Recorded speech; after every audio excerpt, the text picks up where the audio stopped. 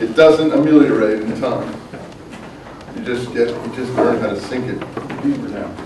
Okay, you guys. I said I was going to do the Gospel of John a bit today.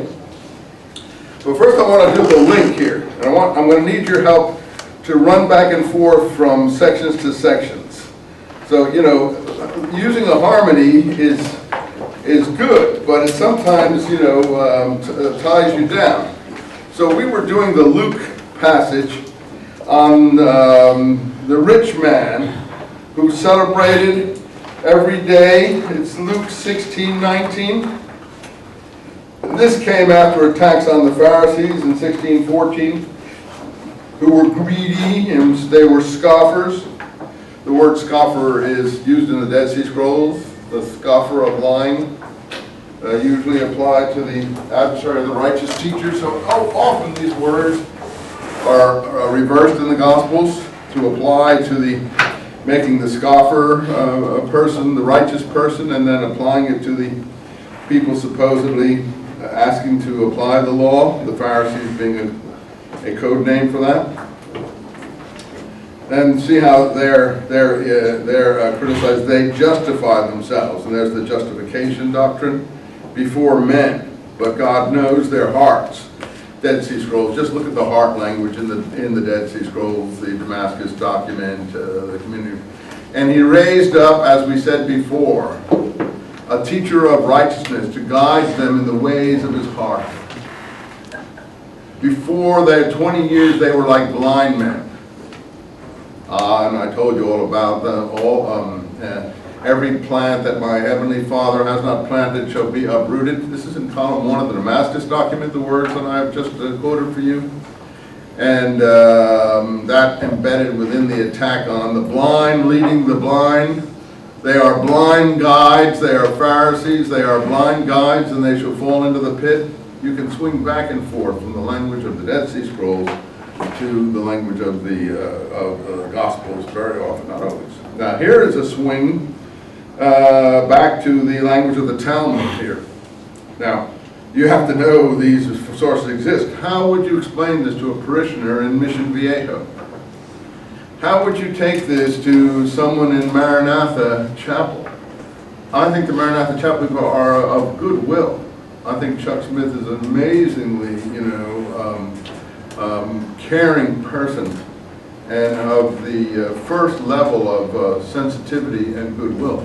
But you have to have a vast command of the sources, vast command of the sources. That's not gesturing with those gestures. I happen to think that about Smith. I know him, and he is a very goodwill. He cares a lot.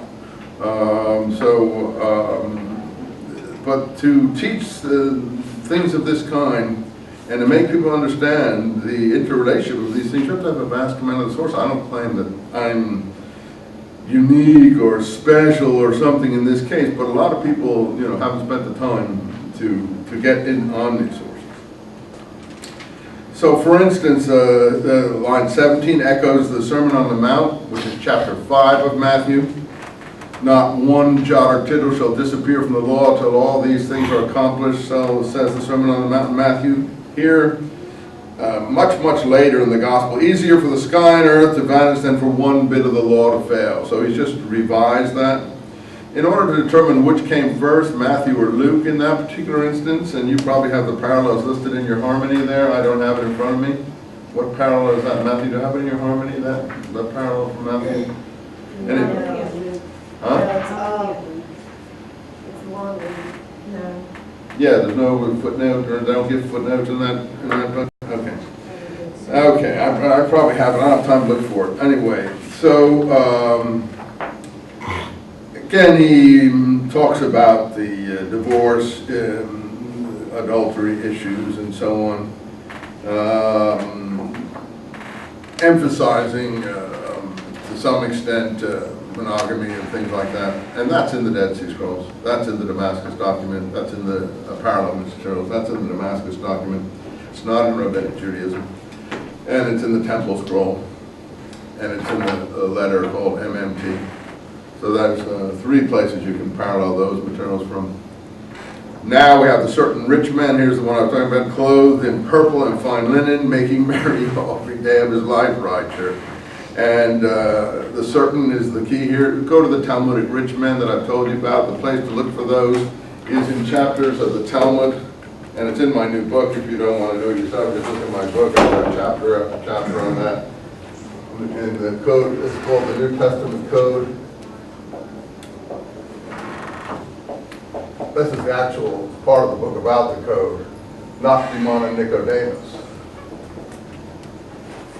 The reason I call it Noctimon and Nicodemus, the whole section, there's 5 chapters in there, and that not Nicodemus is the Greek version of the Hebrew word Noctimon. And in one of the Talmudic collections, Talmud is based in certain collections. There's a Jerusalem Talmud, or Talmud of the land of Israel, or Palestinian Talmud, they sometimes call it. And there's a Babylonian Talmud. Now, they're both, the Babylonian Talmud, funnily enough, is 3 times as long as the Jerusalem Talmud, which shows the destruction and collapse of Jewish life in Palestine over this period. It just gives out. There's just nothing. And most of the traditions are collected in Babylon. In other words, people went for refuge in Babylon. So most people don't use the Jerusalem Talmud for anything except a little bit of looking at a variant or something. But the Talmud itself is based in 2 parts. One called a Mishnah, which are supposed to be the oral traditions that went back to Moses, the oral law, not the written law. This is what they base their whole tradition-looking, seeking structure on. Now, the seeking of traditions, going back, if you like, I don't know how far back, was the characteristic activity of the Pharisee party. They sought traditions outside of the legal framework of the Torah, and they wanted to enlarge upon the Torah. Now, the traditions, to some extent, were the legal practice of the Sanhedrin and other bodies in the Herodian, Maccabean period, or in the period that we're looking at here, the period of the Roman governors and so on, and how these were discussed in the various rabbinic teaching enclaves, or what we call schools. So part of it, and then how these were further discussed in Babylon later on over the next 200 or 300 years.